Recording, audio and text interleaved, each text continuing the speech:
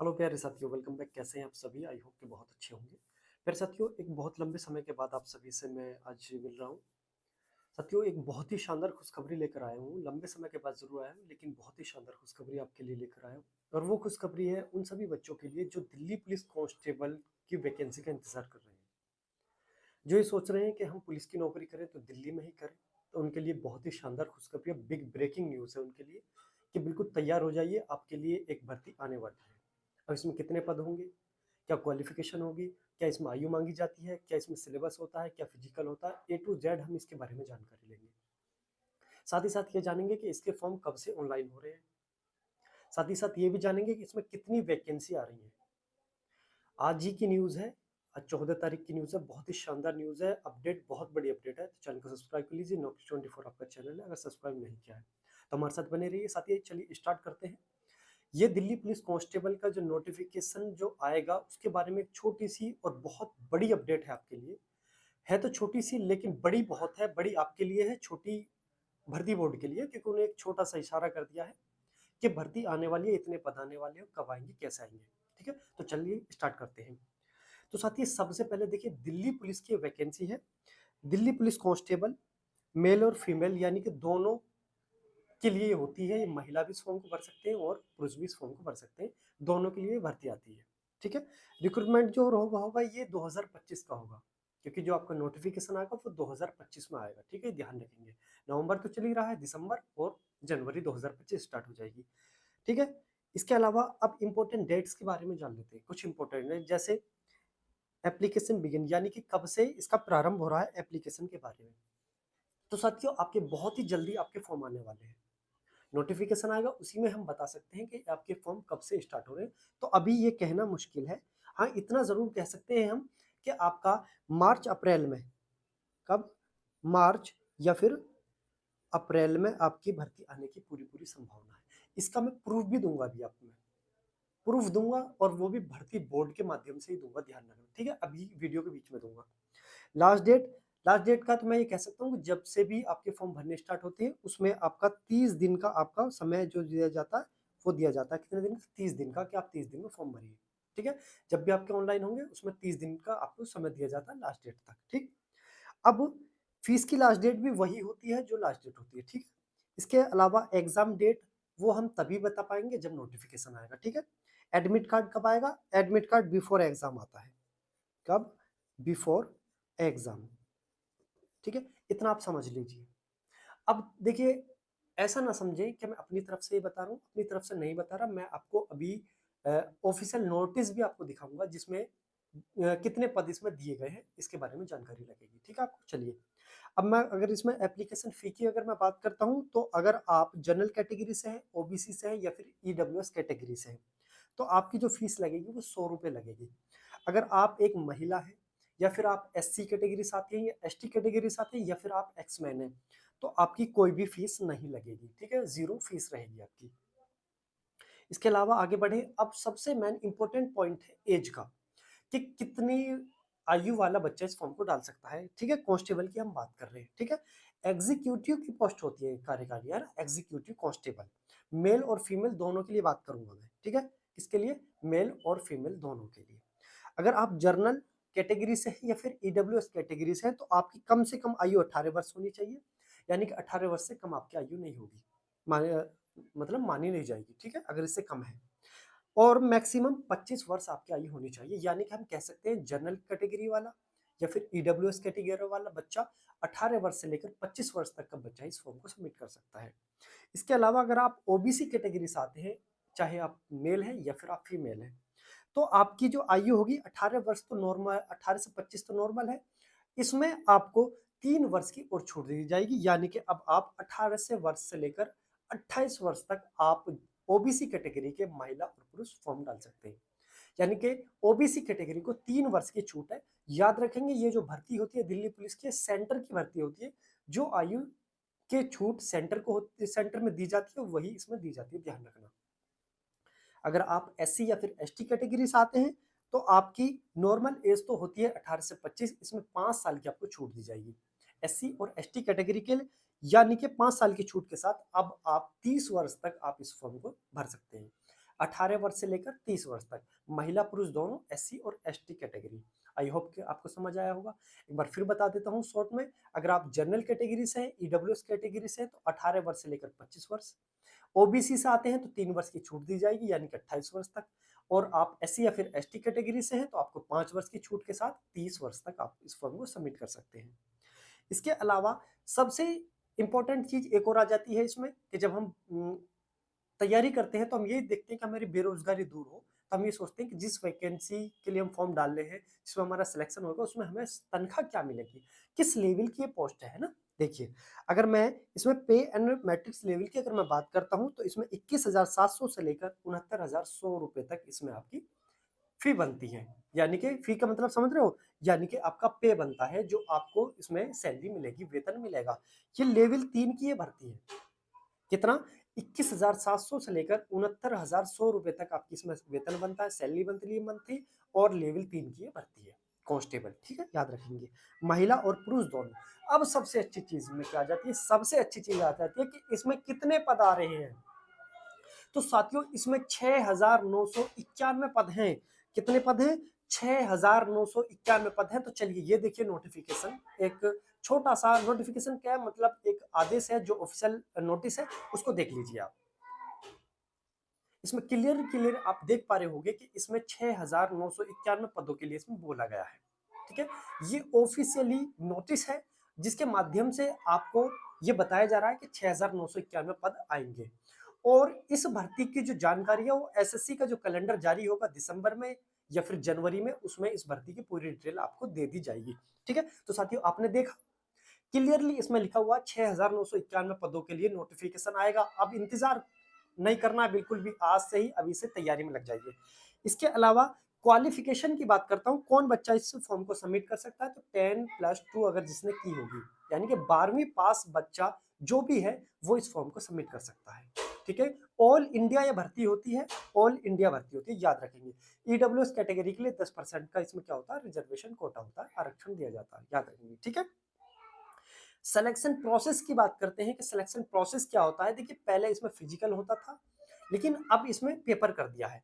ये नोटिफिकेशन के आधार पर बताया जाएगा कि पहले पेपर होगा या फिर पहले फिजिकल होगा। आपका जो ट्रेंड चल रहा है, अगर प्रीवियस ईयर की अगर मैं भर्ती की बात करता हूं तो प्रीवियस ईयर में पेपर पहले हुआ था, फिजिकल बाद से हुआ था। तो पहले पेपर होगा, उसके बाद फिर होगा फिजिकल। ठीक है, उसमें ही फिजिकल में डॉक्यूमेंट वेरिफिकेशन होगा, उसके बाद आपका मेडिकल होगा, और उसके बाद आपका फाइनल मेरिट होगी और सिलेक्शन आपका हो जाएगा। ये होता है सिलेक्शन का प्रोसेस इसमें दिल्ली पुलिस कांस्टेबल के लिए। ठीक है, याद रखेंगे। अब इसमें बात कर लेते हैं हम फिजिकल की, कि फिजिकल क्या क्या मांगा जाता है महिला और पुरुष दोनों के लिए। ठीक है, तो साथियों देखिए, अगर मैं सबसे पहले मेल कैटेगरी के लिए फिजिकल की बात करूंगा, यानी कि पुरुष कैटेगरी के लिए, तो रनिंग की अगर मैं बात करता हूं तो 1600 मीटर की रनिंग होती है, 6 मिनट का इसमें समय दिया जाता है। 1600 मीटर रेस, 6 मिनट का समय। अगर वहीं मैं महिला कैटेगरी के लिए बात करता हूं, यानी कि महिला फीमेल की बात करता हूं, 1600 मीटर ही रेस होती है, लेकिन समय इसमें 2 मिनट एक्स्ट्रा दिया जाता है पुरुषों से, यानी कि 8 मिनट का समय दिया जाता है। 1600 मीटर रेस है, 8 मिनट का समय है। चेस्ट की अगर मैं बात करता हूं तो 81 से 85 सेंटीमीटर इसमें चेस्ट मांगी जाती है, आपकी जनरल कैटेगरी, ओबीसी कैटेगरी और एससी कैटेगरी के लिए। जो आपकी 81 सेंटीमीटर जो चेस्ट है आपकी, वो नॉर्मल है, और 4 सेंटीमीटर का फुलाव के साथ 85 हो जाती है। अगर आप एसटी कैटेगरी से आते हैं तो 76 से 80 सेंटीमीटर मांगी जाती है। यानी कि एसटी कैटेगरी के लिए आपको 5 सेंटीमीटर की छूट दी गई है, हम ऐसा कह सकते हैं। ठीक है, 76 से कितना, 80। और नॉर्मल, जनरल, ईडब्ल्यूएस, ओबीसी और एससी के लिए 81 से 85, यानी कि 4 सेंटीमीटर का फुलाव लेते हैं। ठीक है, 5 का भी हो सकता है, याद रखेंगे, ध्यान रखेंगे इस चीज को। अगर मैं यही चेस्ट की अगर मैं बात करता हूँ महिलाओं की, तो चेस्ट महिलाओं की नहीं मापी जाती है, ध्यान रखेंगे, इनका वेट मापा जाता है। ठीक, इसके अलावा अगर मैं हाइट की बात करता हूं तो 170 सेंटीमीटर इसमें हाइट मांगी जाती है, जनरल, ओबीसी, एससी। ठीक है, याद रखेंगे। एसटी कैटेगरी के लिए 5 सेंटीमीटर की छूट है, 165 सेंटीमीटर हाइट मांगी जाती है। इसके लिए एसटी कैटेगरी के लिए, पुरुष की बात कर रहा हूं, याद रखेंगे। वहीं महिलाओं की अगर मैं बात करता हूं, जनरल, ईडब्ल्यूएस, ओबीसी, एससी के लिए 157 सेंटीमीटर हाइट।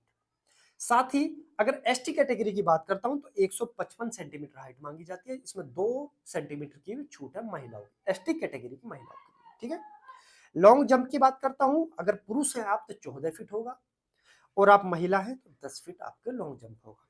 वहीं हाई जंप की बात करता हूँ, 3.9 फीट जो हाई यानी कि ऊंचाई की जंप होती है, वो पुरुषों के लिए 3.9 है, महिलाओं के लिए 3 फीट की है। अब एक चीज और सुन लीजिए, इसमें जो रेस होगी उसमें एक चांस दिया जाएगा। इसके अलावा लॉन्ग जंप और हाई जंप जो आपका होगा उसमें 3-3 चांस दिए जाएंगे। पहले पे नहीं होगा तो दूसरे पे, दूसरे पे नहीं होगा तो तीसरे पे, और तीसरे पे नहीं होगा तो बैग उठा के आपको अपने घर पहुंच जाना। ठीक है। इसके अलावा अब आगे बढ़े, आगे बढ़ के अगर हम इसमें सिलेबस की बात करते हैं, सिलेबस यानी कि जो आपका पेपर होगा, पेपर में कौन कौन से सब्जेक्ट पूछे जाएंगे, कितने क्वेश्चन आएंगे, कितने नंबर का होगा, कितना समय होगा, नेगेटिव मार्किंग है नहीं, उस सभी के बारे में जान लेते हैं।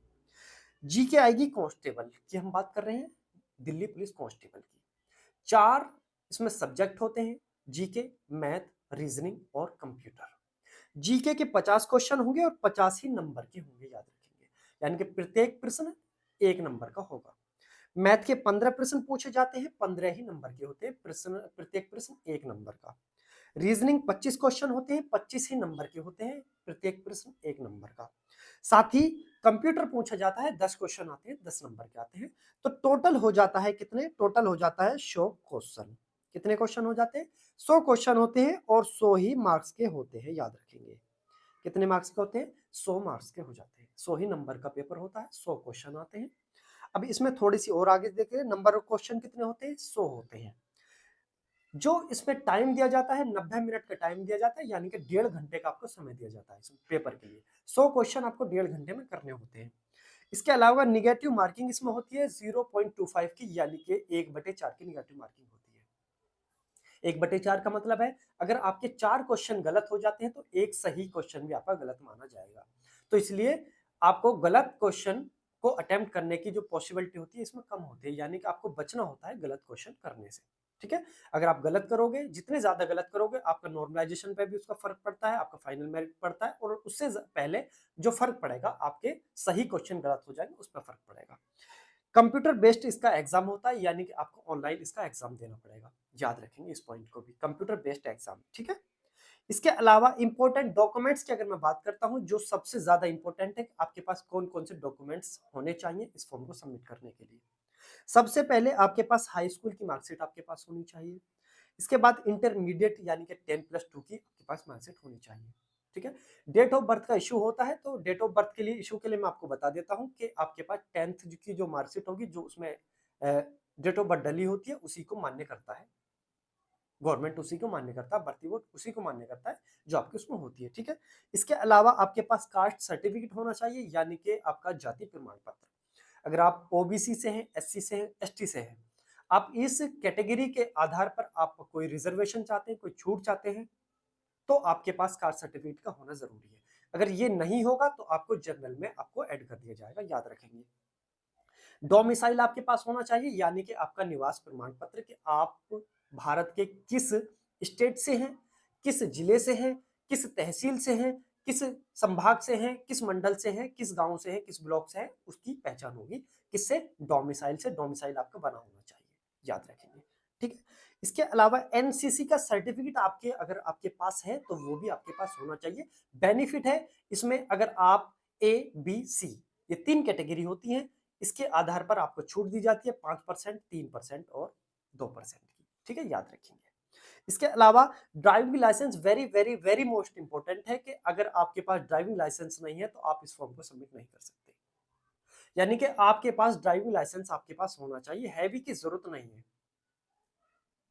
ठीक है। आपके पास अगर लाइट है तो चल जाएगा। ठीक है। लाइट ड्राइविंग लाइसेंस आपका चल जाएगा, हैवी की जरूरत नहीं है। लेकिन अगर आपके पास ड्राइविंग लाइसेंस नहीं है तो आप इस फॉर्म को सबमिट नहीं कर सकते। ड्राइविंग लाइसेंस कंपलसरी है, याद रखेंगे। ठीक है। मैंडेटरी है, अनिवार्य है, कंपलसरी है, कैसी भी आप समझ सकते हैं। ठीक है। इसके अलावा आधार कार्ड आपके पास होना चाहिए, याद रखेंगे। आधार कार्ड, आधार कार्ड में डिटेल बिल्कुल, नाम, आपका एड्रेस, आपका जन्म तिथि, हर एक चीज क्लियरली शो होनी चाहिए, किसी प्रकार का कोई भी इसमें मिस्टेक नहीं होनी चाहिए, आधार कार्ड।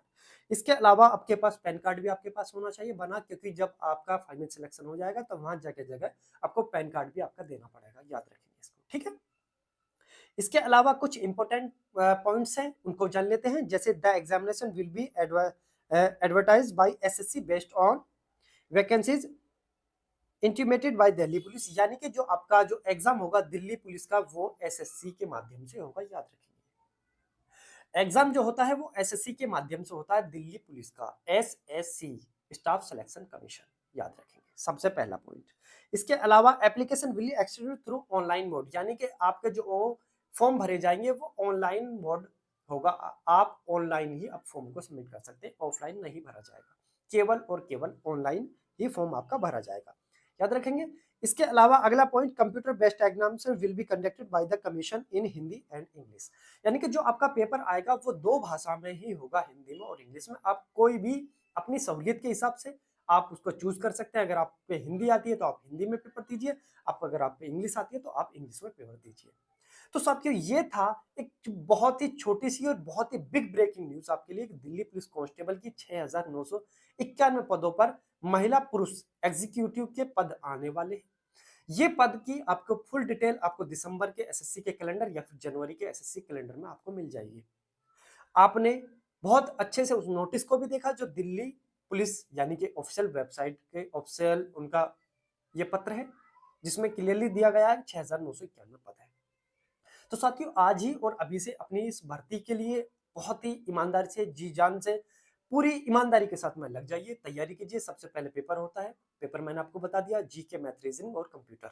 100 क्वेश्चन होते हैं, 100 ही नंबर के होते हैं, नेगेटिव मार्किंग होती है, 90 मिनट का समय दिया जाता है। उसके बाद आपका फिजिकल होता है। हर एक चीज बहुत अच्छी तरह से है, इसमें बहुत अच्छे से आप इसको कर भी सकते हैं।